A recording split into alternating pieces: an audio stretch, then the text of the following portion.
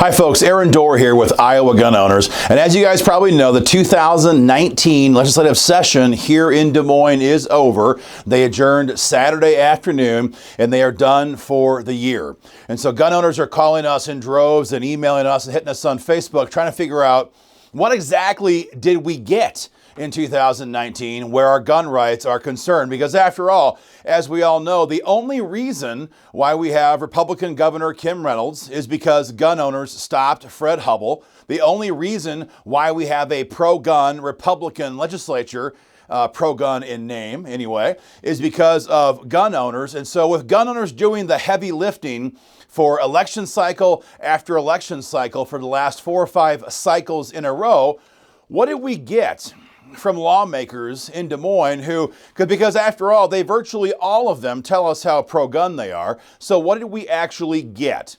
So this video is kind of a recap of the 2019 session. Hope you guys can watch this and share it with your friends. You can share it on Facebook. You can share the YouTube link, however you're watching this, whether it's in an email or YouTube or Facebook. Help us out and share it so gun owners know what exactly is going on down here in Des Moines. So the short answer, the quick version is we got nothing.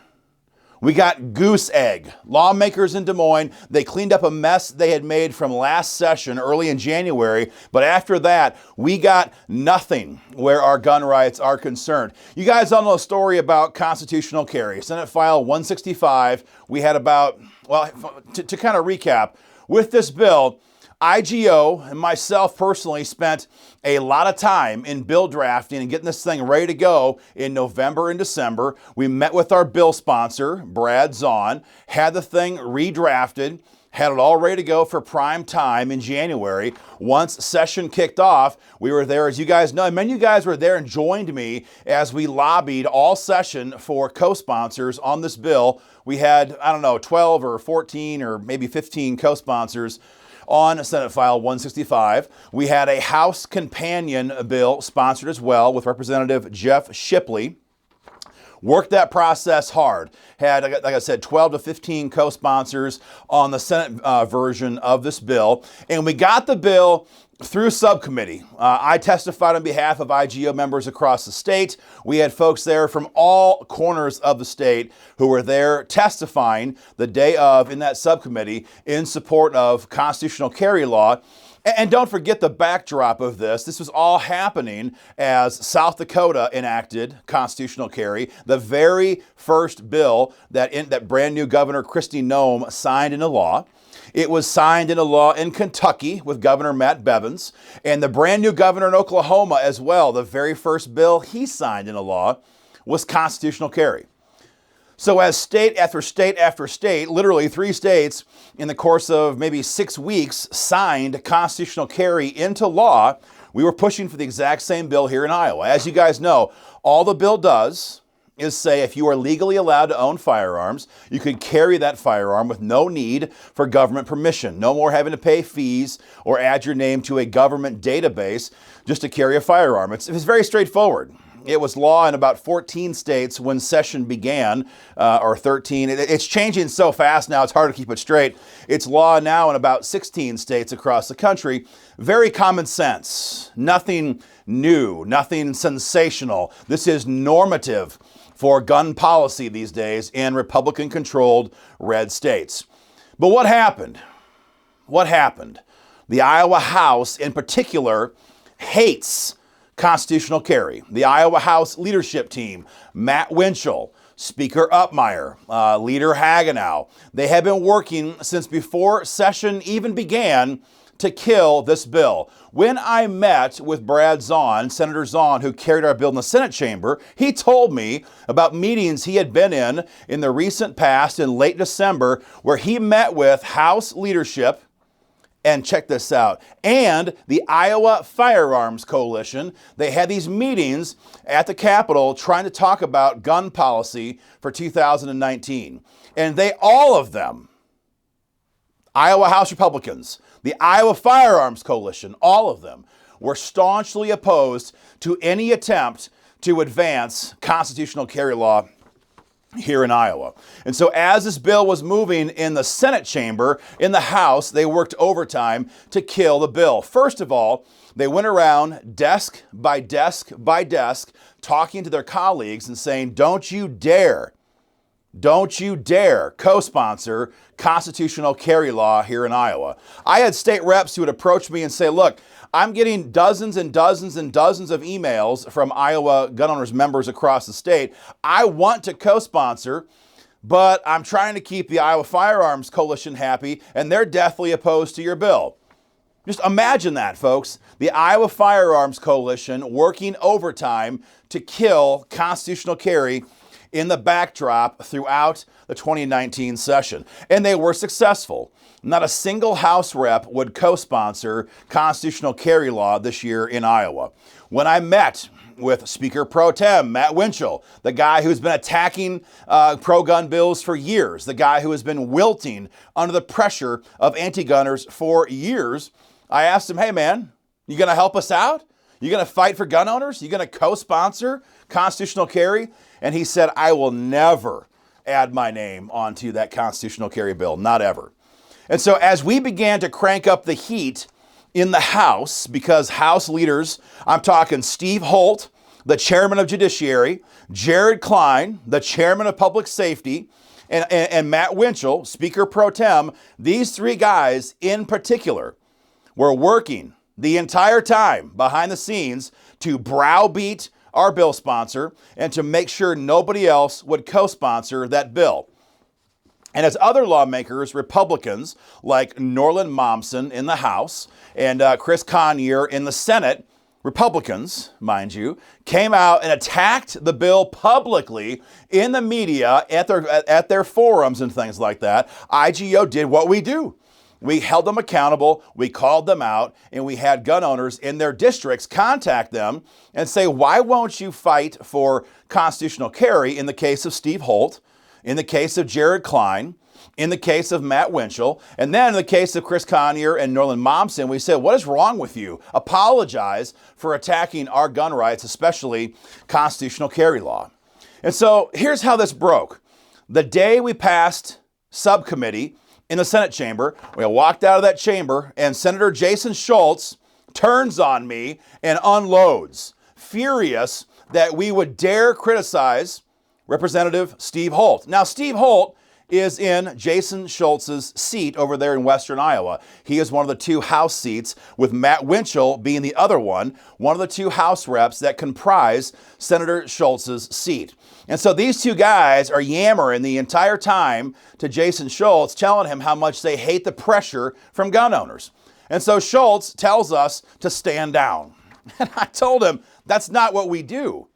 We don't work for you. We don't work for a lawmaker. We work for our constituents, our members, for gun owners, and that's who we fight for, period. End of story. End of story. And so immediately, House Republicans were putting pressure on Senate Republicans, who then held the bill up in Judiciary Committee. And you guys heard this whole story. We pushed and pushed and pushed on that committee, and they bottled up that bill and they killed it in the Judiciary Committee in the Senate chamber. Specifically, people like Lying Dan Dawson, senator from Council Bluffs, who surveyed 100% with our organization when he ran for office in 2016. He promised in writing that he would co-sponsor constitutional carry. He refused to do so when we needed him most in 2019. The same thing he did in 2018 and 2017. Lie, lie, lie. That's what he did. And he worked heavily to make sure that other senators like babyface Zach Nunn and angry, and I mean angry, Amy Sinclair also banded together in that committee to kill the bill.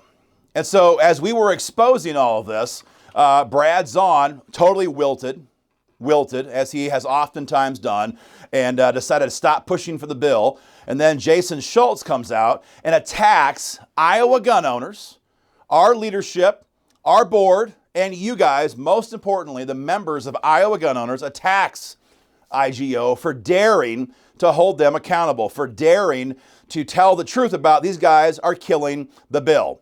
They attacked us. And here's what they said in both chambers. They said, look, The problem with constitutional carry is that it's being pushed by this radical gun rights organization. Now, of course, we know it's a bunch of crap. We know there's hardcore moderates in both of these chambers who were opposed to the bill. They said so publicly.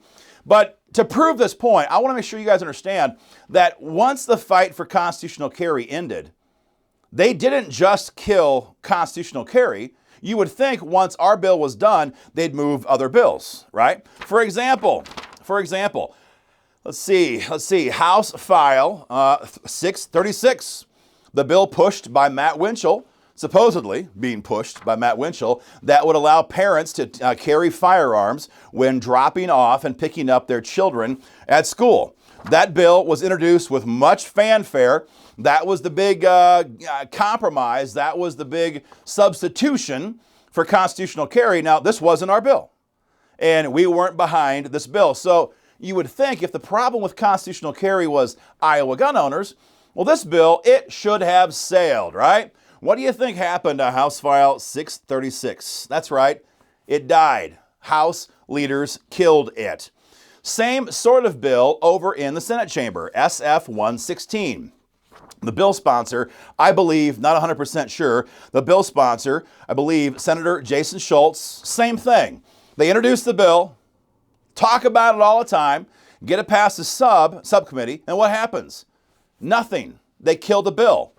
Now they get all the headlines, they get all the emails telling their constituents, telling you guys how they're fighting for gun rights. Don't listen to Iowa gun owners. We're all pro-gun up here. And after they get the headlines, after they get the attaboys, what do? They kill the bill. They kill the bill. But that wasn't it. You've also got Senate File 459. This bill would allow gun owners to carry their firearms to work and leave their firearms secured in their vehicle if their employer would let them carry onto their place of employment. And so it allows you to carry your guns and secure them in your vehicle. Again, a lot of fanfare, a lot of media coverage, a lot of subcommittee noise about this. And so you would think that having a super majority in the Senate chamber, like 32 seats, I think it is right now, it'd be easy to pass this bill, right? Because after all, Brad Zahn and Jason Schultz and all these guys told all of you, oh, we got plenty of votes. We can easily pass a gun bill. We just don't like Iowa gun owners. But what happened to Senate File 459? It died. It died. It was killed. How about House File 385?